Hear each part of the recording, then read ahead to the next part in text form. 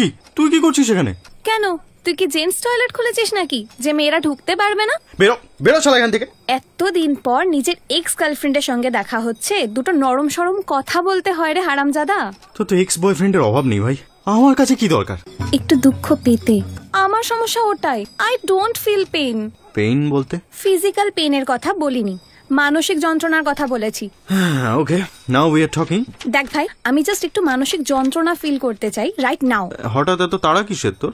কাল আমার বিয়ে, you have to help me. পারবো না। মোবাইলটা হাতে নিয়ে টাকা ট্রান্সফার করে মেয়েটা। ভোর 4টে অবধি সময় আছে তোর কাছে। তাহলে সময় নষ্ট করে লাভ নেই, আয় আমার সঙ্গে, তোকে একটু দুঃখ দেওয়া যাক।